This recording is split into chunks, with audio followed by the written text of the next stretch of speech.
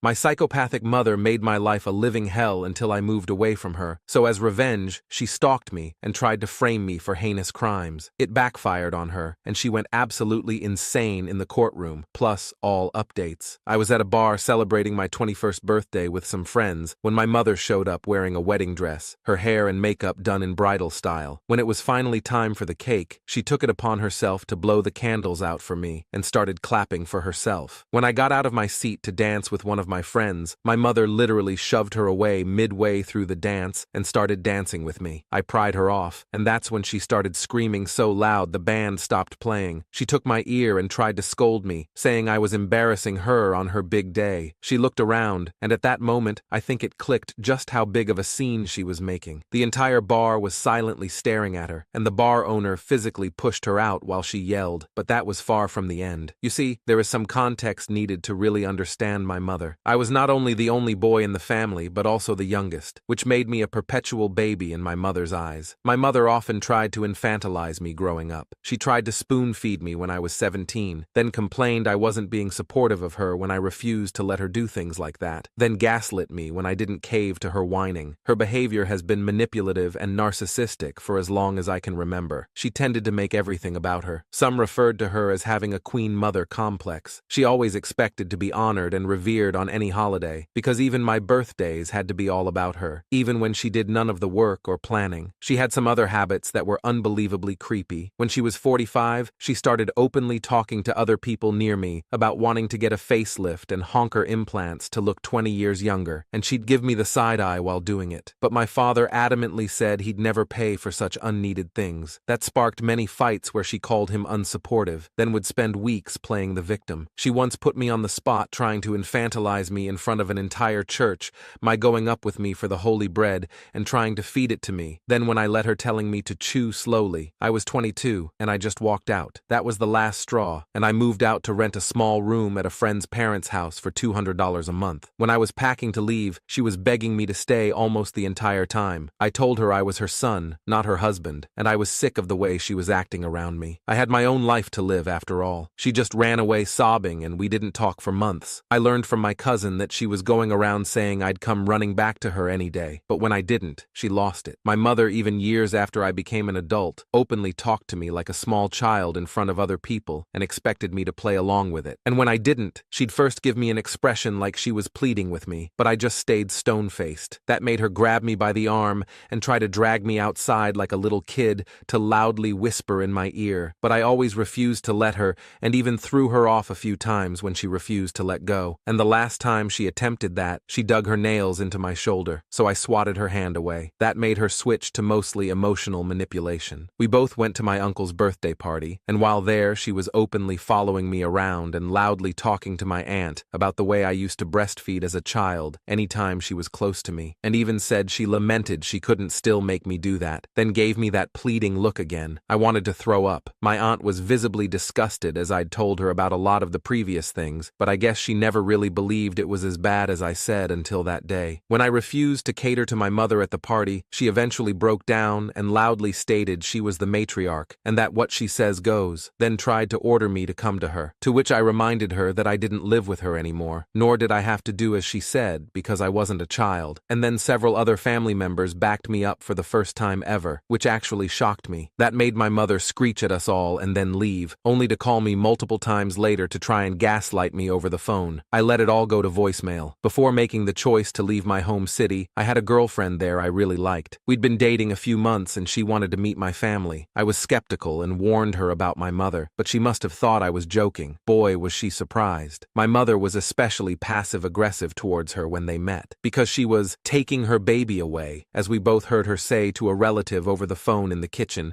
when she thought no one else was listening. And then later, while cutting a cake she baked, my mother gave my at the time girlfriend an eerie stare while holding a large kitchen knife. Needless to say, that poor girl couldn't deal with my mother for very long, and we ended things amicably soon after, because she never wanted to risk having someone like my mother as a mother-in-law. Sadly, I had to completely agree. So when I told my mother I was moving over 1,000 miles away, she went ballistic and tried to latch onto me and say that she wouldn't allow it. But I threw her off and said she didn't have the power to stop me. I'd saved as much as I could for years and bought a truck and camper trailer and spent another 2 years living out of said camper while working a simple job in northern Cali. During this time, I didn't bother to keep in contact with any family at all. Eventually, I met someone new, and she and I are still together to this day, though neither of us are really interested in marriage or children. When I finally broke the NC with my parents in 2016, I laid down some ground rules. They were to treat me with the respect of an adult. They would not pester my girlfriend, and they would not speak to me like a child or bring up anything from my childhood. Well, no surprise, my mother couldn't do any of those when we actually came to visit for Thanksgiving. So I told her I was done, and not to bother calling me until she realized I'm a grown man. She tried to block the door and started quoting the Bible about how parents should be respected by their children. I told her she didn't respect me, so I wouldn't respect her. In December of that year, I got multiple calls, emails, and texts from her begging me to come to Christmas and not to bring my girlfriend. I said if she wasn't welcome, then neither was I. She called me unreasonable and called my girlfriend an interloping whore to our special bond, and no woman should come between a mother and her son, then practically ordered me to go. When I refused, she started making empty threats of self-harm. I told her she can do what she likes with her own body, but I would not be coming to Christmas and would instead be spending it with my girlfriend's family. My mother said I'd regret that decision and ended the call in a rage. Well, 2 days before Christmas, the door to the small house my girlfriend and I were renting was kicked in by police who were convinced that we were running a dope lab. We were detained and interrogated while police turned our yard into a veritable flea market, as a lot of our furniture and personal belongings were brought outside and arranged in rows to be inspected. They went through the house with a fine-toothed comb with sniffing dogs and found nothing more than aspirin and some medication I had at the time for depression. Needless to say, they were visibly disappointed by that. Guess they'd hoped to get some big bust or something. Turns out this all happened because my crazy mother had called them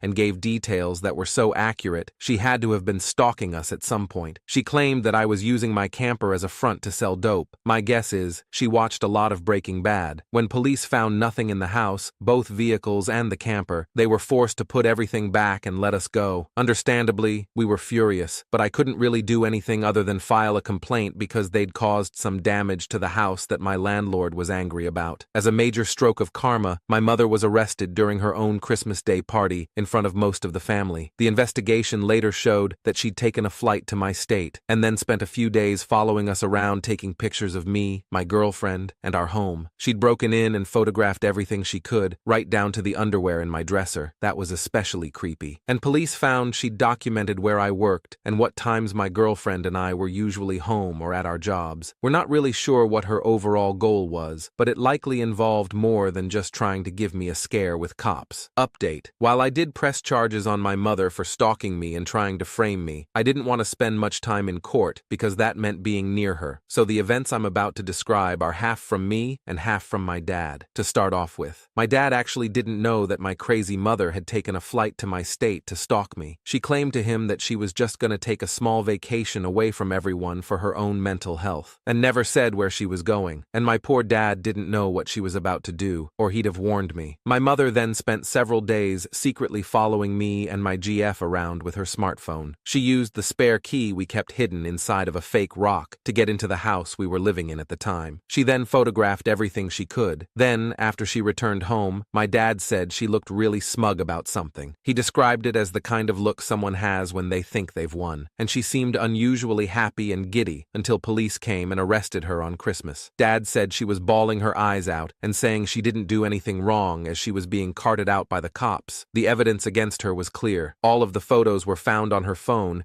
and my dad quickly realized what she'd done. The call my mother made to claim I was selling, she even made from her own smartphone. The call was recorded and was very much traced back to her phone quite easily. When my mother was confronted with the evidence, my dad said she just started crying and begging, and when she refused to get up from the table, the police had to move her. Dad said she just totally went limp and refused to cooperate. No one bailed her out of jail either. She had to use her own money to get herself out. Dad said she wanted to call me to beg, but I guess in a rare moment of clarity, she figured out there was no way in hell I'd bail her out out after what she did, so she spent a while locked up before finally using her own money to get out. She didn't try to run. In fact, she firmly believed herself to be justified in what she'd done and felt like she could sway a judge to her point of view. Her lawyer advised she just plead guilty, so she fired him and said she'd represent herself. Well, that went about as well as you can imagine. She was in court faster than I thought, and my GF and I had to fly over to testify against my mother, but I only stayed as long as they needed me, and I was on the first flight I could get back. But while I was there, my mother seemed to stare at me almost constantly. The stares ranged from her creepy pleading look to absolute rage. When my mother took the stand,